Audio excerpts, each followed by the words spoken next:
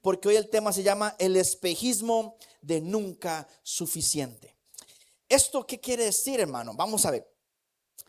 Y oro por la palabra rápidamente. Padre, como dice tu palabra en Apocalipsis 1:3, bienaventurados los que leen las palabras de tu profecía y guardan las cosas en ellas escritas, porque el tiempo está cerca, Dios, que esto lo podamos recibir. Traiga libertad, Dios, y dé mucho fruto en nuestros corazones, en el nombre de Jesús. Amén. ¿Por qué le digo esto? Porque hoy quiero que usted rompa, o el Espíritu Santo más bien rompa en usted la mentalidad de escasez. Que Dios rompa en usted y aprenda a vivir confiando en la suficiencia de Dios. ¿Por qué? Porque a veces somos demasiado escasos para pensar, para creer, para vivir. ¿Y qué significa escaso, hermano? Es que la escasez no comienza lo que hay aquí en la bolsa, en la billetera. Como testimonio personal aquí, bueno, tal vez la única que puede dar testimonio es mi esposa, sabe, y tal vez mis familiares, que yo tengo un problema, hermano. Si yo decidiera hoy no lavar mis boxers, tendría boxers para mes y medio y capaz que más. Hermano, pero yo tengo tantos boxers que hasta un día me dijo, Harold, ¿para qué compra tantos boxers? ¿Verdad? Y yo no sé, yo veo los paquetes de boxers y digo, necesito boxers. Y no los necesito, hermano. Nunca son suficientes. Y no es que me pongo 2 o 3 al día, no, solo uso uno. Y ni le doy vuelta, hermano, tampoco soy tan cochino, ¿verdad? Pero, hermano, me sobran. Y me pasa también con las medias, hermano. Compro medias a cada rato. Y por lo general ando a pata pelada y en sandalias. Entonces, no sé, hermano, es como que nunca es suficiente tantos boxers y tantas medias. ¿Y para qué las ocupa? No sé, pero en mi mente está ese pensamiento de no es suficiente. Y eso es lo que pasa cuando el corazón o en su mente hay escasez.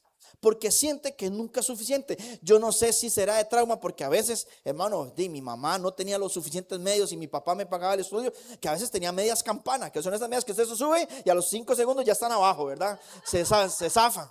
O medias rotas. O el boxer, eso sí, había que lavarlo cada 3 días, porque si no, hermano, toca darle la vuelta, ¿verdad? Porque eran poquitos los que tenía. No sé si eso es un trauma o algo que me quedó, pero esa escasez que queda en el corazón, hermano, es porque no estamos creyendo que Dios nos da lo suficiente, que Dios nos puede dar lo necesario. Por eso yo quiero que usted rompa con eso. ¿Por qué? Porque hoy quiero que usted identifique si usted está operando en una mentalidad de escasez. Quiero que usted identifique si usted está afectando su relación con Dios por medio de la escasez. Que si usted no está teniendo paz o está destruyendo la paz que usted tiene en su corazón por medio de la escasez, inclusive su fe o su propósito. ¿Por qué? Porque la escasez, hermano, es peligrosísima. Pero déjeme decirle algo: Cristo puede traer libertad a tu mente de una mente escasa. Puede traerte libertad emocional de una emoción escasa, y sobre todo espiritual sobre la escasez.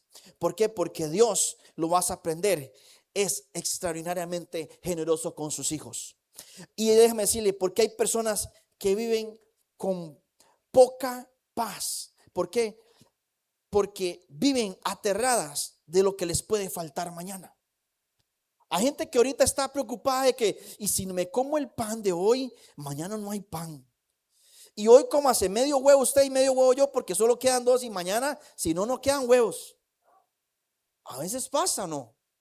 ¿Por qué? Porque estamos pensando en que si se acaba hoy, mañana no hay.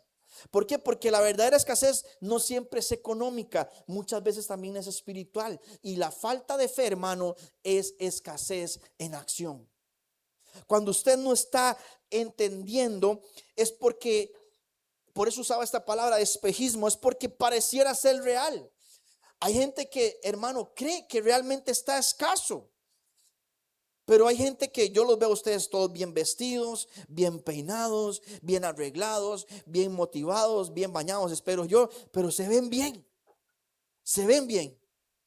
Pero algunos se levantaron y dicen, ay, no tengo ropa. Los engaña diciendo, me falta esto, no tengo el otro. Hay gente que parece que las promesas de Dios no existieran, no estuvieran ahí. Hasta nos hacen correr en desilusiones. ¿Por qué? Porque nos hacen correr en un espejismo, una ilusión de algo que no tenemos o pensamos que no tenemos. Es como estas personas que tienen trastornos de su imagen, que se ven gordas y sienten que están perfectas. Se engañan.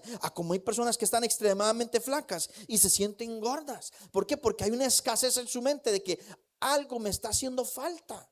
Es como la persona que tiene millones en sus bancos, pero aún siente que necesita más dinero. Hay gente que tiene el gallo pinto y el huevo y aún así siente que le falta el salchichón, hermano. Cuando deberíamos estar agradecidos por lo que Dios nos está dando. Pero es que, ¿qué es lo que hace la mente de la escasez? Que nunca alcanza, hermano. Tú tienes un salario de 350,000 colones, de 400,000, te dan 1,000,000 y aún así siempre vas a pensar, no me alcanza. Hay veces que pensamos que las cosas no son suficientes. Es que Dios, es que aquí tenemos 60 sillas, pero faltan más. Y es que Dios, es que aquí en la casa tenemos arroz y frijoles y atún, pero falta más. Un lomito, no sé, un bistec, algo, Dios. Pero siempre vemos esto. ¿Y por qué? Porque nunca tendremos suficiente, hermano. O eso es lo que nos hace la escasez entender, que nunca tenemos suficientes. Y el peor error de todos es que pensamos, ¿qué pasa si Dios nos abandona mañana?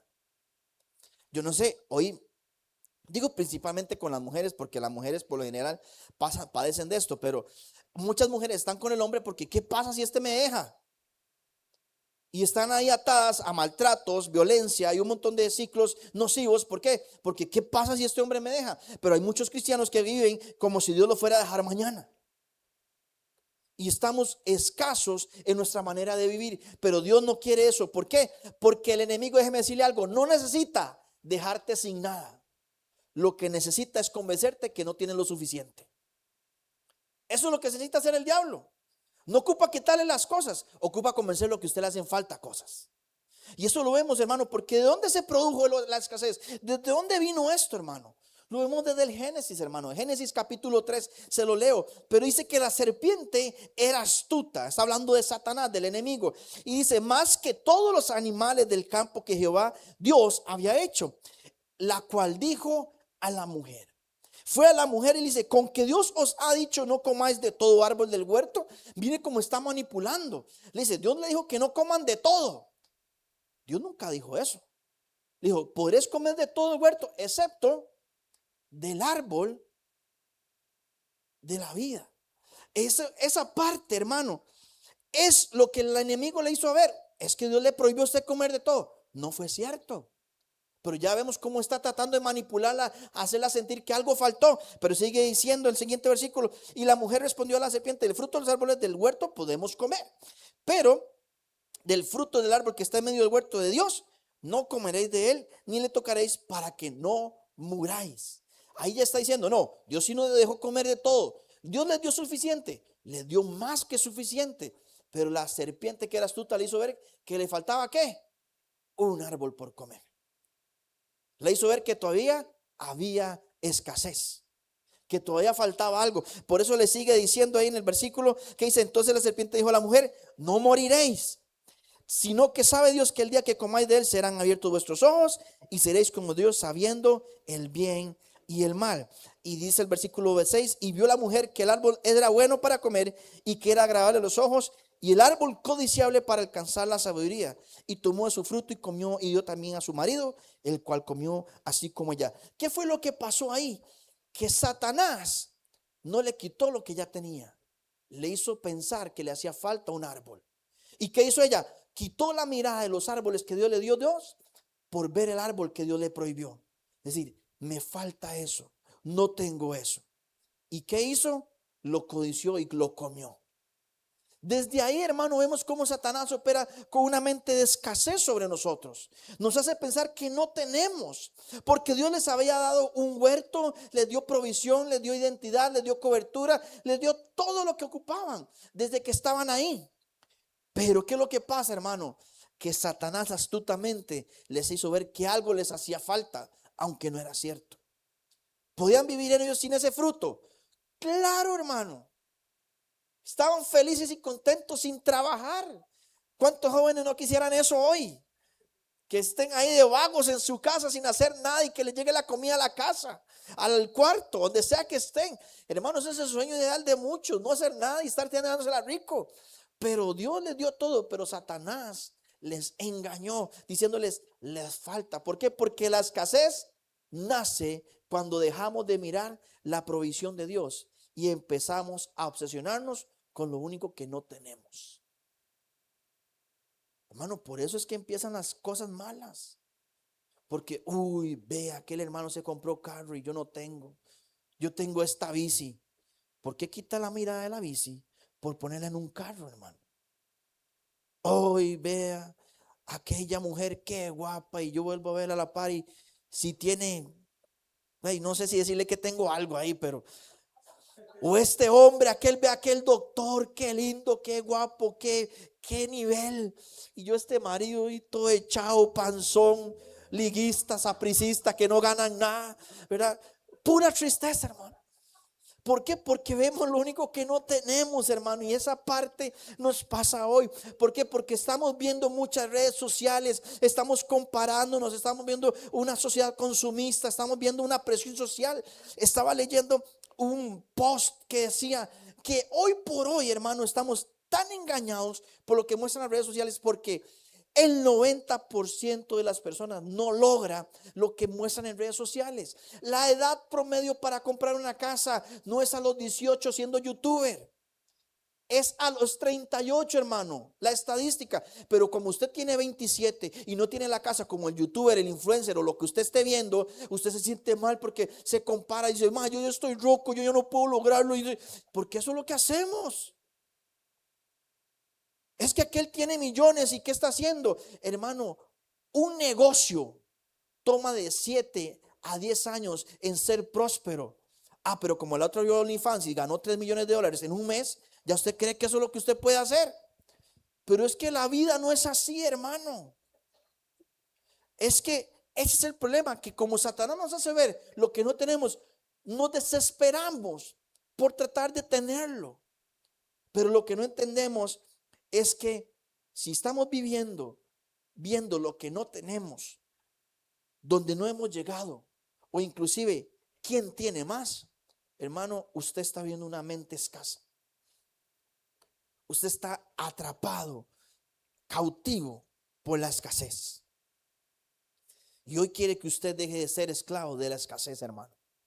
Dios quiere que usted viva en libertad en Cristo. Pero ¿cómo nace una mente escasa, hermano? Primero reemplaza la fe por el miedo. El miedo reemplaza su fe. Lo vemos en Éxodo capítulo 16. Estaban hablando, no sé si se acuerdan cuando hablamos del maná, de la columna de fuego y la nube que protegía al pueblo. Pero está en Éxodo 16, dice, esto es lo que Jehová ha mandado. Recoged de él cada uno según lo que pudiera comer. Está hablando del pan del cielo que caía. Dice, un gomer por cabeza conforme, al número de vuestras personas. Tomaréis cada uno para los que están en su tienda. Es diciendo, tome una porción decente, hermano. Y sigue, y los hijos de Israel lo hicieron así, y recogieron unos más, otros menos. Y lo medían por gomer, y no sobró al que había recogido mucho, ni faltó al que había recogido poco. ¿Qué quiere decir eso? Fue lo suficiente para cada casa. Pero dice ahí que cada uno recogió conforme lo que había de comer, pero les dijo Moisés, ninguno deje nada de ello para mañana. O sea, la instrucción es, recojan lo que necesiten, pero no guarden para mañana. Pero sigue diciendo más, ellos no obedecieron a Moisés, sino que algunos dejaron de ello para otro día. Y mire lo que pasó. Y crió gusanos y hedió y se enojó contra ellos Moisés. ¿Qué es lo que pasó? Que ellos cambiaron el miedo. Ellos, cambiaron la fe por el miedo diciendo, ¿y qué pasa si mañana no llueve pan? Hermano, ellos prefirieron el miedo antes que confiar en Dios. Pero Dios les enseñó que si usted le cree más a la escasez, hermano, lo llevará a pudrición, lo va a llevar a ruina, se va a llenar de gusanos. Porque por eso nos enojó Moisés y dice el versículo 21, y lo recogían cada mañana cada uno según lo que había dado de comer, y luego que el sol calentaba, se derretía, es decir, se perdía. ¿Por qué? Porque Dios quiere que usted confíe en la provisión de Él, en lo que Dios le está dando a usted diariamente. Pero el problema es que queremos que nos sobre. ¿Para qué? Para sentirnos seguros. Pero eso reemplaza la fe en Dios, hermano. Porque qué fácil es saber que todo está cubierto. Pero hermano, cuando usted tiene la fe en Dios, usted aún así puede vivir tranquilo que Dios va a ser su proveedor. El problema es que cuando usted no tiene la mirada en Dios, usted tiene una mente escasa, usted va a tener miedo del mañana. Porque algunos están así como, ¿y qué pasa si me echan mañana? ¿Y qué pasa si no lo logro? ¿Y si no llego a la meta? ¿Y qué pasa si el otro? ¿Y si me enfermo y me incapacitan? Y, hermano, un temor al mañana. Deje que el mañana venga como tenga que venir, que Dios le va a ayudar, hermano. Pero la mente escasa, viven acumulando, controlando, obsesionados, estresados, impacientes. ¿Por qué? Porque piensan que si no guardan, no van a tener mañana. Y lo que le quiero decir tampoco es, hermano, hagamos fiesta, gastemos los millones que tenemos, comémonoslo todo. No es eso. Es que usted aprenda a confiar en Dios. Que entienda que Dios es el que le está dando a usted la provisión, porque la escasez muchas veces no es la falta de provisión, sino nace del miedo de que Dios no vuelva a proveer. La escasez, como digo, hermano, no es muchas veces la falta de provisión, sino que el miedo de que Dios no vuelva a proveer mañana. Por eso, hermano, nos asusta mucho no tener ahorita. Yo les pregunto, ¿cuántos tienen que comer mañana? Algunos sí, otros no.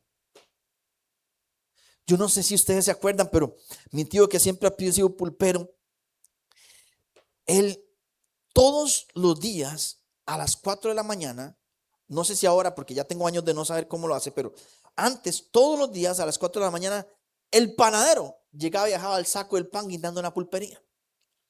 Hermano, el día que no llegaba ese panadero, en Dos Cercas había crisis, porque un montón de familias sin pan, hermano. ¿Por qué? Porque no llegó el panadero. Pero, hermano, déjeme decirle, Dios todos los días llega con sus misericordias nuevas, con su provisión, con su bendición, con el aire, con la vida, con todo lo que usted necesita. Pero, hermano, el problema es que si usted reemplaza la fe por el miedo, empieza a tener una mente escasa. ¿Qué otra cosa nos genera una mente de escasez? Hermano, la comparación. Es que, hermano, hoy estamos en una generación donde todos nos comparamos con todo y es una pura competencia. Uy, ¿cuántas notas se sacó usted en el examen? ¿Y cómo le fue usted en el trabajo? ¿Y cuánto está ganando? ¿Y cómo le fue usted de bono? Porque, hermano, si usted lo ve en el trabajo, yo he visto una cosa, no sé si a usted le pasa, pero en mi trabajo alguien cambiaba de carro y empezaba una estampida de cambios de carro. ¿Por qué? Porque se comparaban. Usted lo ve, una mujer se embarazaba en el trabajo y todas empezaban a salir embarazadas, hermano.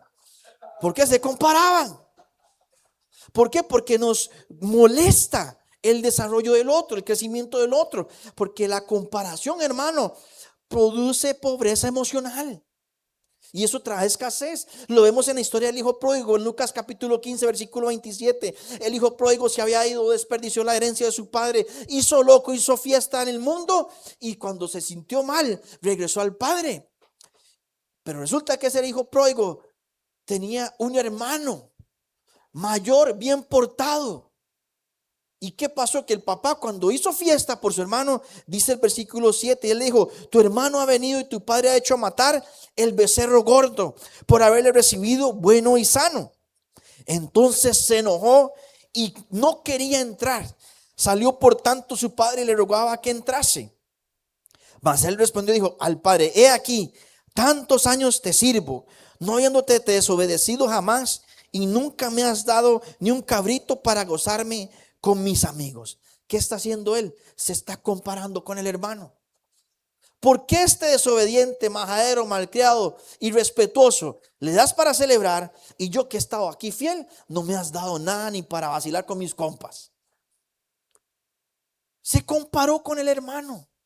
Pero ¿qué sigue diciendo el versículo 30? Dice: pero cuando vino tu hijo, que has consumido tus bienes como rameras, has hecho matar por él becerro gordo.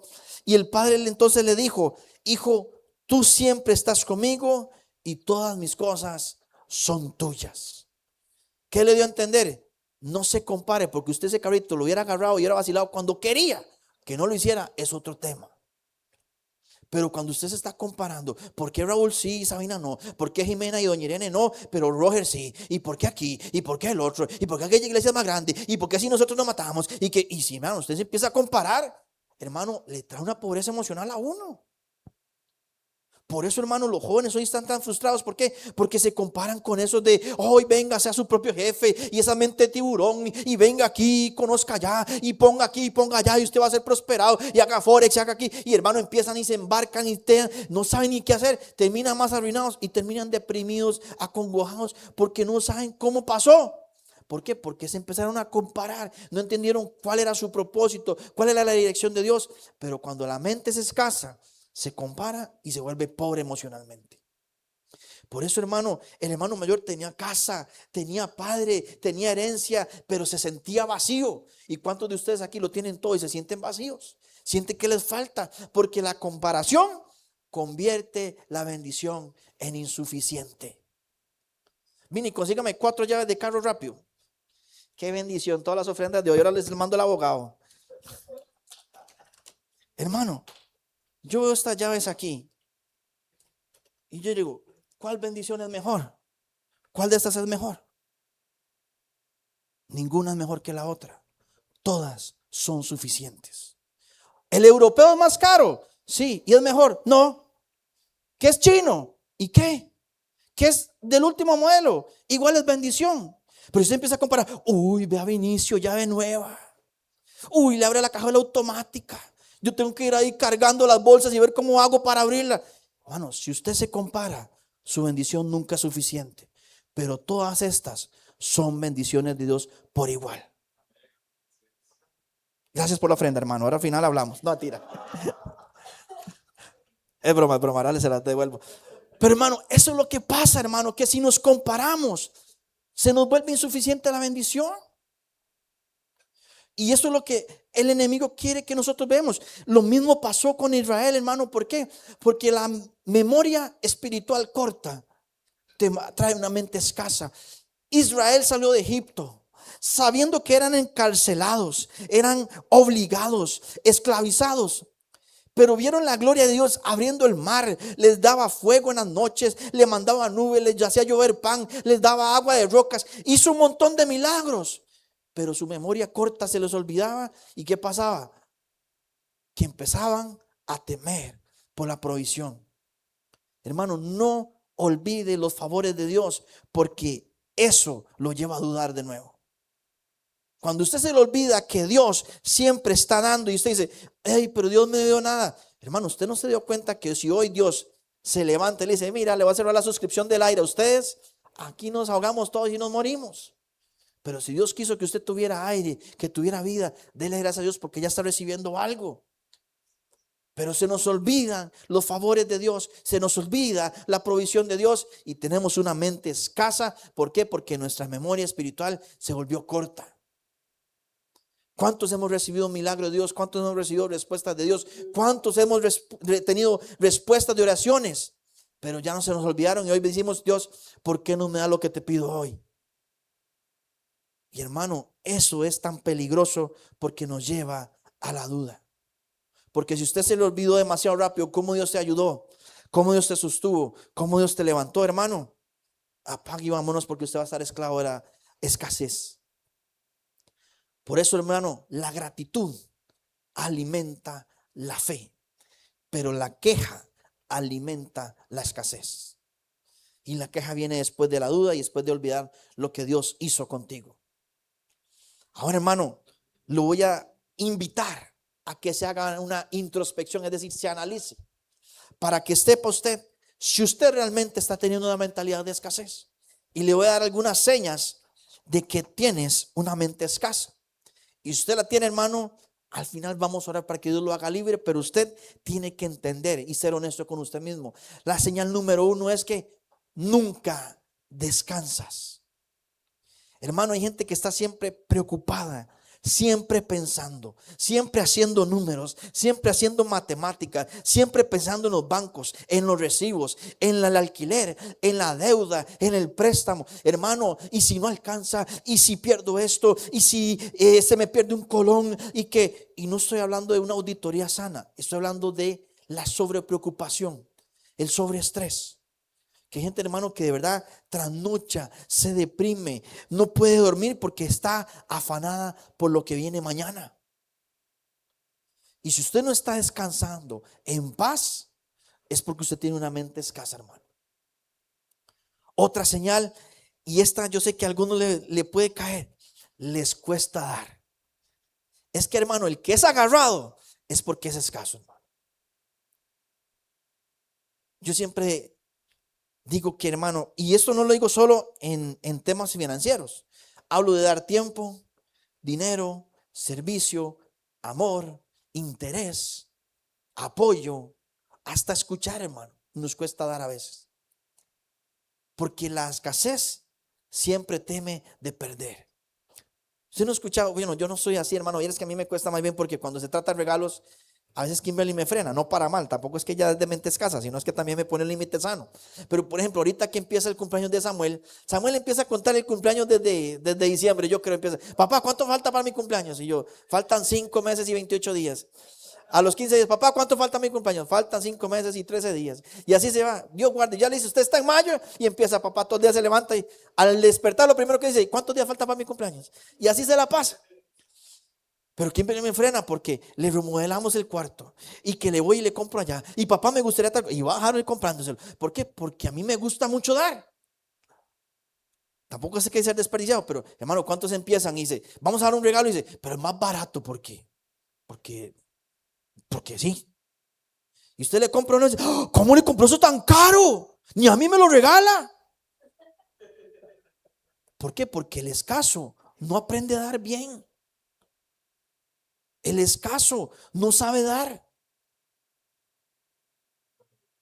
Hermano, deje de gastar crema rosas en los codos y empieza a aprender a dar para que vea cómo Dios le va a bendecir. ¿Por qué? Porque la escasez tiene miedo de perder. Pero cuando usted tiene una mente en libertad y suficiente en Dios, usted da con libertad y con alegría. Y eso implica para todas las áreas, hasta Dios. Otra señal, hermano, es que nunca disfruta lo que tienes. ¿Cuántos tienen, pero no lo disfrutan? Es que yo no sé si este carro lo voy a perder mañana, entonces mejor no me aferro a él. Es que este trabajo no sé si lo va a tener para siempre, mejor no me emociono mucho. Es que mejor no me ato a esto porque no sé si va a lograrlo, si va a llegar más largo. Y es que después se me daña la lavadora, mejor no la quiero mucho. Y hermano, usted se empieza a odiar todo, más bien no disfruta nada por temor a que lo pueda perder, por temor a que siempre falte algo. Hermano, disfrute lo que usted tiene. Y eso, hermano, me lo ha confrontado tanto Dios, porque creo que en ese mensaje al primero que le cayó, ¿a quién fue? A mí. Dios a mí me volvió palo de una manera que yo decía, Dios, necesito dejar una mente escasa. Porque yo era un día esos andábamos paseando y me decía Harold, Kimberly, Harold, ¿qué le pasa? ¿Por qué no lo veo sonriente? Está aquí en la piscina jugando con sus hijos. Y mi mente, ¿dónde estaba? En el trabajo, en los números. ¿Por qué? Porque aún así hay momentos donde si usted no disfruta es porque usted está teniendo una mente de escasez, hermano. Pero es necesario que usted disfrute, hermano. Porque eso hace que usted viva en libertad. Otra señal, hermano, y esta le pasa a muchos, es que el que tiene una mente escasa no celebra el éxito ajeno. El que es escaso de mente, hermano, detesta que el otro prospere.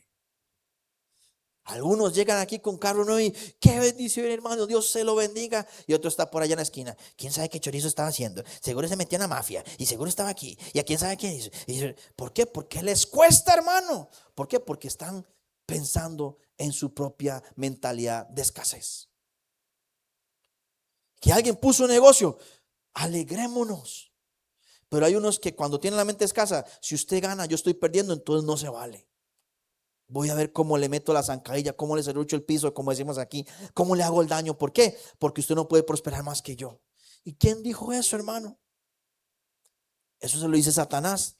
Por lo mismo que hablamos, la comparación. Pero hermano, si usted no puede celebrar el éxito de alguien, es que Dios me trajo un aumento. Cuentan un testimonio aquí. Muchos aplauden, se alegran y por dentro está, dice, Dios, ¿y por qué a él sí, porque a mí no? No se lo merece. Esa pecadora, ¿cómo se le ocurre? Pero hermano, nos cuesta celebrar el éxito ajeno. Y si ese es su caso, hermano, hay una mente escasa, hermano. Y tiene que analizarse bien. Otra, hermano, es que tomamos, otra señal es que tomamos decisiones desde nuestra perspectiva de supervivencia. ¿Qué quiere decir eso? Hermano, hay gente que tiene propósitos de Dios muy grandes. Pero cuando se trata de modo supervivencia, usted raciona lo que Dios le está dando. Usted limita lo que Dios quiere hacer con usted. ¿A qué voy con eso? El mismo ejemplo. Yo a veces me da gracia porque en mi casa somos muy come huevos. Nos gusta comer mucho huevo. Bueno, al menos yo como mucho huevo. Y en la casa no pueden faltar cartones de huevo, hermano. Pero hay veces que llega el lunes y hacemos el desayuno, sea pan, sea pinto, sea lo que sea, y solo queda un huevo, hermano. Y ese huevo es el de la discordia, hermano, porque si me lo como ya, no hay para el almuerzo. Pero si no me lo como en el almuerzo, no hay para mañana. Y entonces empieza una decisión en que no, lo sacrifico mejor ahorita con pinto y en el almuerzo que Dios provea. Pero lo hacemos así. Pero ¿cuánta gente dice, no, es que no voy a dar el diezmo porque si doy el diezmo no me alcanza para pagar la luz? Es que si le doy a Dios o bendigo al hermano, no me va a alcanzar para lo mío. Pero cuando usted lo ve en función de lo que usted tiene y su supervivencia, va a limitar el propósito que Dios tiene con lo que Dios va a poner en su corazón. Si Dios le puso a usted, dé todo lo que tiene, délo porque algo extraordinario va a ser Dios.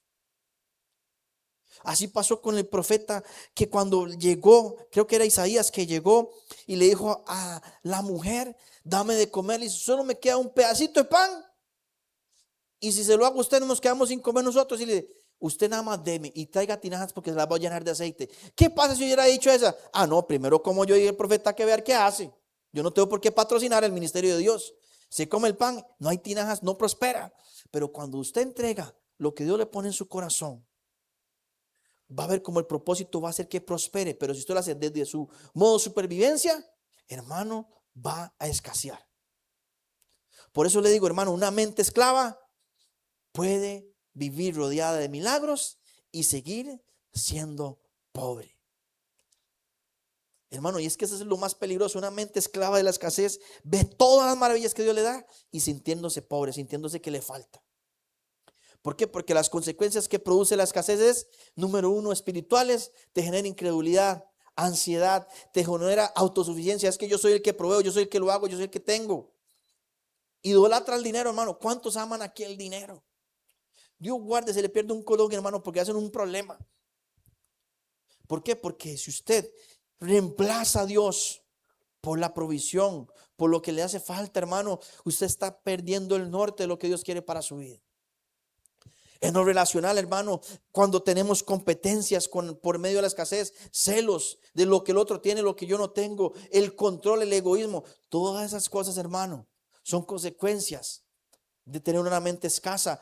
En el ministerio, hermano, muchos no sirven porque sienten que son insuficientes, porque no puedo, porque no tengo, porque no sé. Pero Dios nunca te ha limitado. ¿Qué limita a Dios, hermano? A Dios no lo limita nada, excepto que usted no quiera hacerlo. Pero hermano, si Dios te dice, vamos a hacer esto, usted puede hacerlo, aunque usted no vea cómo. Porque la escasez no solo vacía los bolsillos, hermano, también vacía los propósitos de cada uno a veces. Es que, hermano, qué difícil es cuando usted se quiere mover en Dios, pero no sientes que tienes para.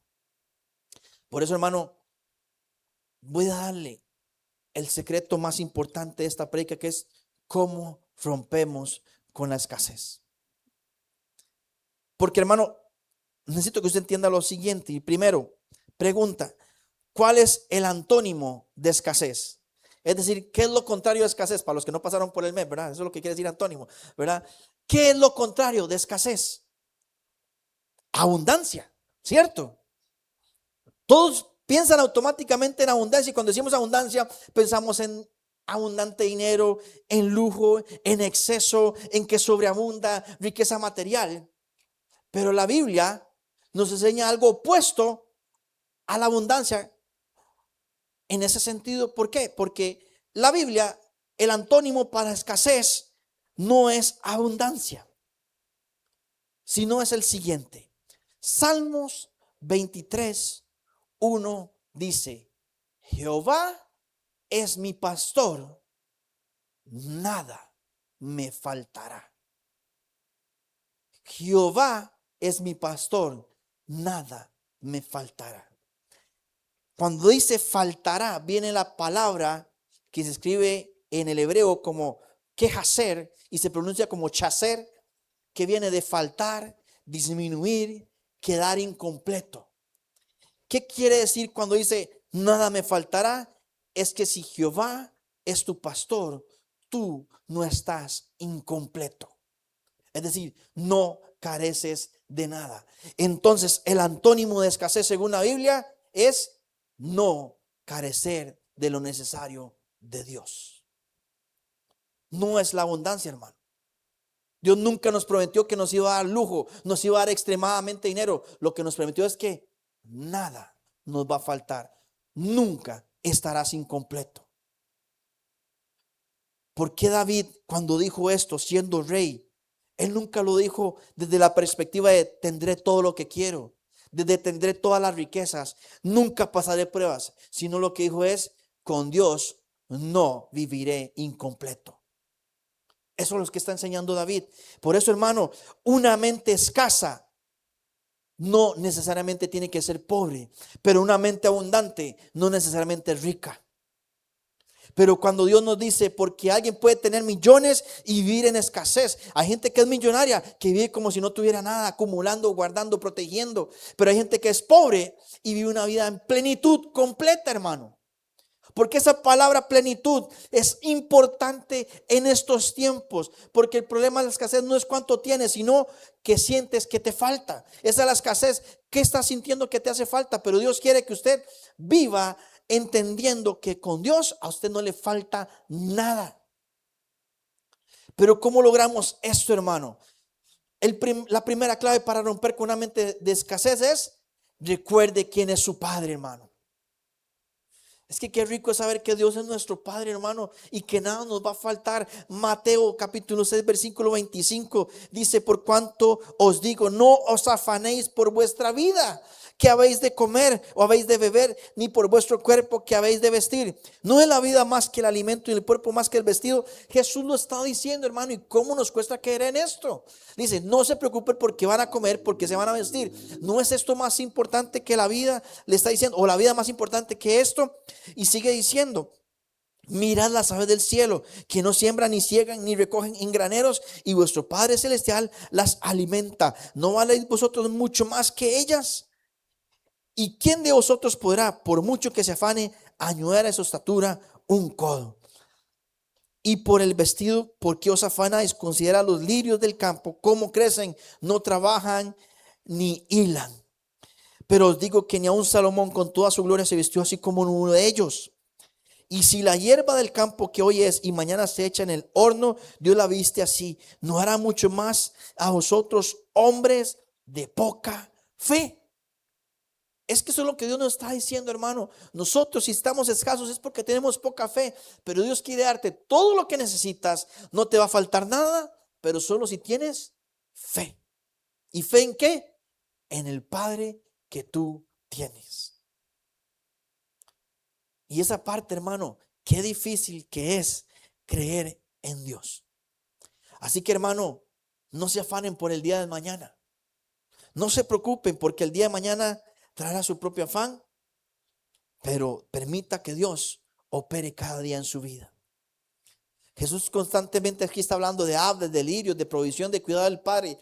¿Por qué? Porque quien conoce el corazón del Padre deja de vivir aterrorizado por el mañana.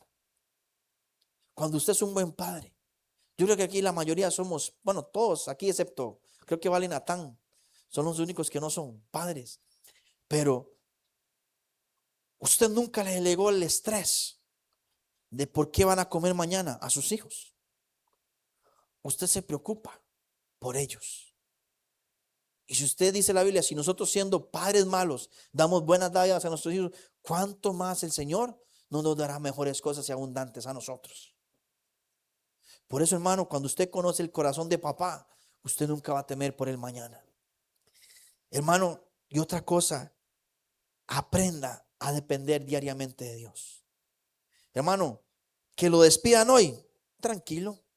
Yo sé en quién confío, yo sé en quién dependo. Yo no dependo de mi trabajo, no dependo de mi jefa, no dependo de esto, dependo de Dios. Porque muchas veces Dios no te dará reservas grandes o eternas, pero quiere que aprendas a depender de Él eternamente. Dichosos los que tienen ese backup, ese respaldo, esa garantía.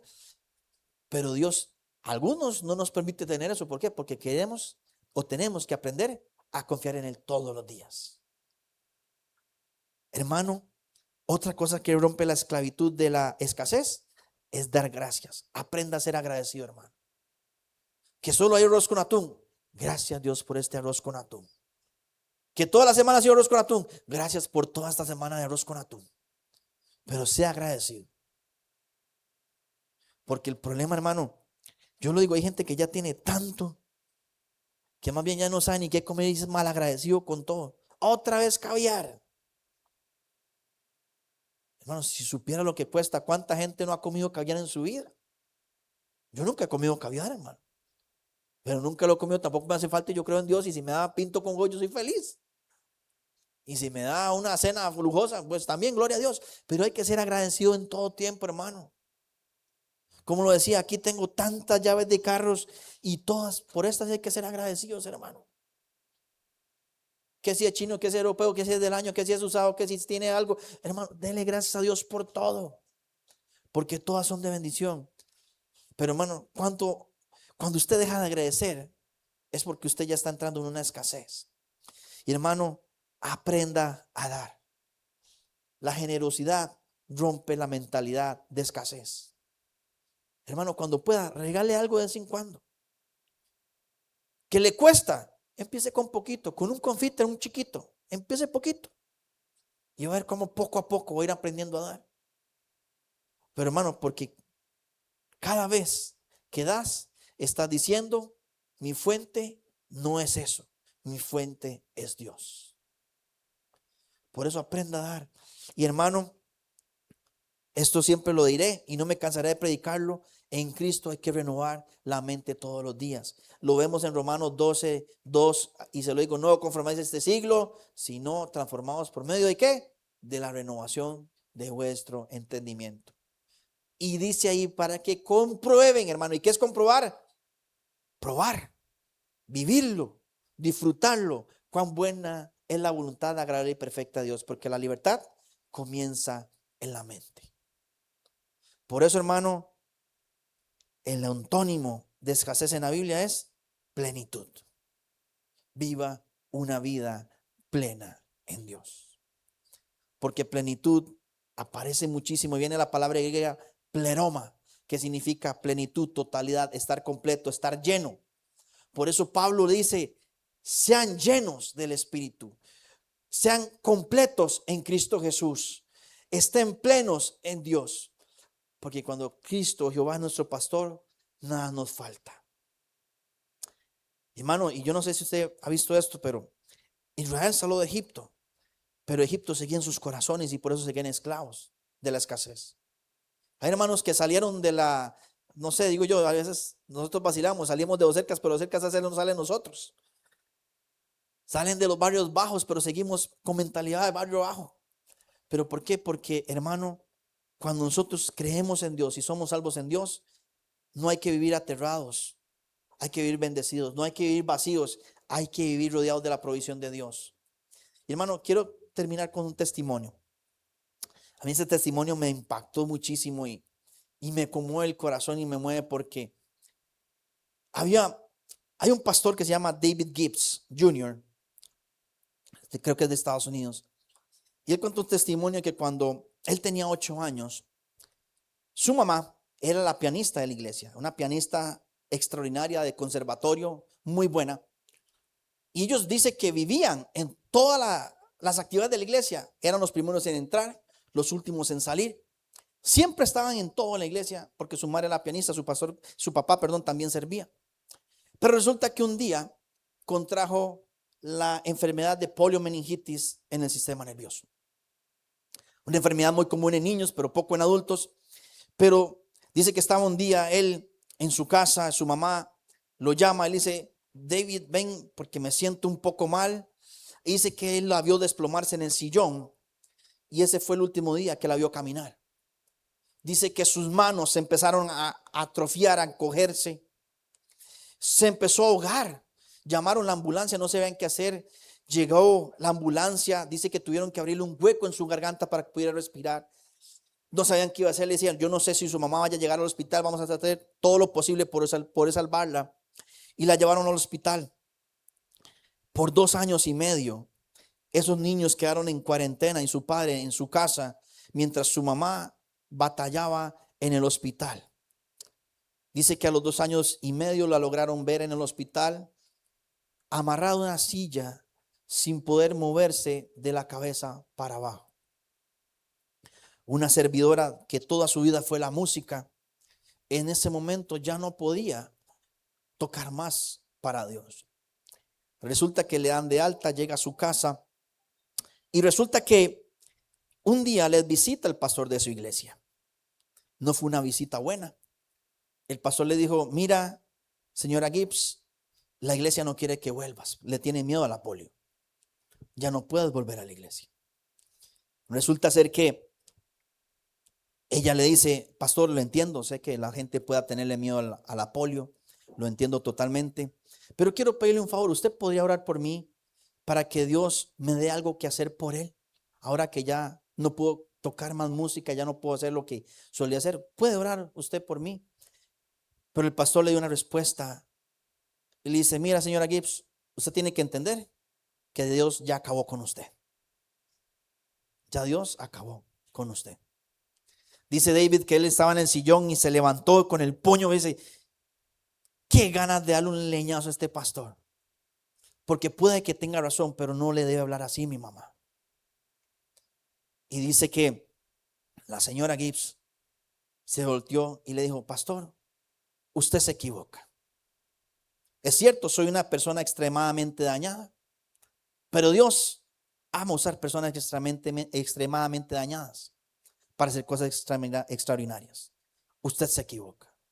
Y dice que el pastor se fue. El hijo estaba iracundo, enojado, porque mamá, me hubiera dejado pegarle, porque ¿cómo se atreve?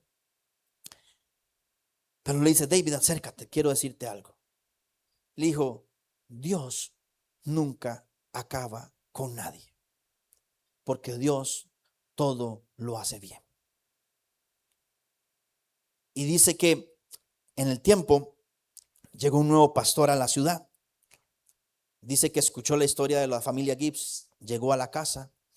Le dice: señora, quiero orar por usted. He escuchado que ha atravesado por mucho, pero quiero orar por usted. Y dice: yo soy un pastor, vengo empezando mi iglesia. No, ahorita no hay nadie, estoy empezando de cero, pero quiero orar por ustedes. Y dice que empezaron a hablar y empezaron a conversar. Y resulta que le dice: pastor, es que a mí me echaron de mi iglesia anterior porque les da miedo la polio. Y le dice: no se preocupe, tranquila, yo le invito a que se siente en primera fila. Vamos a hacer solo usted y yo, porque mi iglesia soy solo yo ahorita. No se preocupe, no vamos a enfermar a nadie, decía él vacilando. Dice que a David le empezó a caer bien el pastor. Y le dice: pastor, necesito que haga un favor por mí. Usted puede orar para que Dios me dé algo que hacer para él. Él dice: claro, claro. Y como yo sé que usted ha pasado por tanto, vamos a orar ya por eso. Dice que el pastor se tiró de panza a orar. Y se queda David y le dice: ¿qué le pasa a este señor?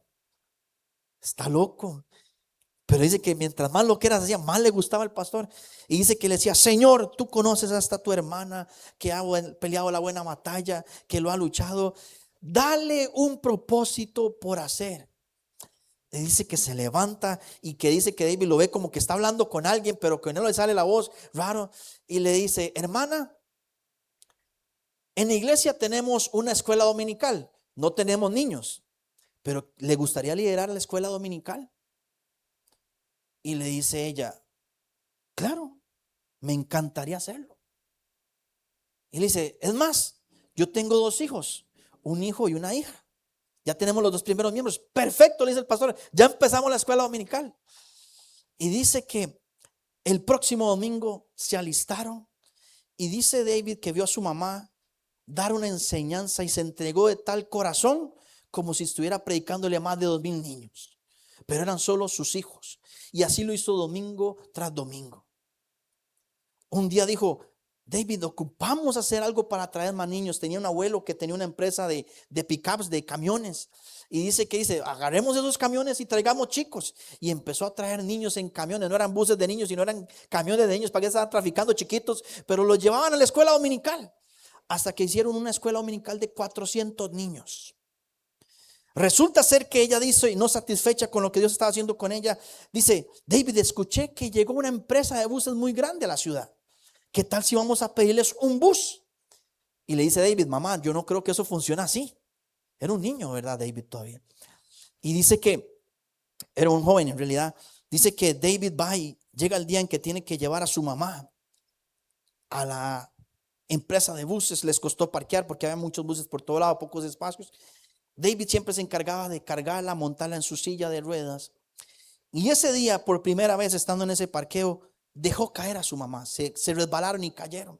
La mamá le dolió muchísimo. David lloraba porque se sintió muy triste por haberle hecho ese daño a su mamá. Pero dijo: mamá, yo creo que si esto pasó aquí es porque Dios no quiere que estemos aquí. Y ella, con el dolor, con lo que estaba haciendo, dice: no te muevas porque tal vez aquí me voy. Pero déjame decirte algo, David. Si Dios nos trajo aquí es porque Dios está en control y Dios todo lo hace bien. La logra montar a su silla. Entran, dice que hay una joven recepcionista y le dice: buena señora, ¿en qué le podemos servir? Y la mamá le dice: vengo para que me den un bus. Y la muchacha se queda así como: ¿quiere comprar un bus? Supongo. Dice: no quiero comprar, no tengo dinero, quiero que me den un bus. Y se vuelve ahí y dice: mamá, yo no creo que eso no funciona aquí así, ¿verdad? Y dice que ella le pide el bus. Le dice: señora, no le entiendo. Dice que llega el vicepresidente de la empresa. Le dice: ¿qué, señora, qué es lo que se necesita? Necesito que me den un bus. Dice: señora, no le podemos dar un bus. Y dice: pero los buses, ¿de quién son? ¿Son suyos? No, es que yo no soy el dueño. Entonces los buses son suyos. Usted no puede decir si me puede dar un bus o no. Yo necesito hablar con el dueño. Y resulta que al dueño le comenta la situación y baja el dueño a donde ella. Y le dice: señora, tengo entendido que usted quiere que le demos un bus, pero yo no le puedo dar un bus. Y le dice: yo no sé, pero algo por dentro de mí me está carcomiendo, me está quemando y yo necesito que usted me dé un bus.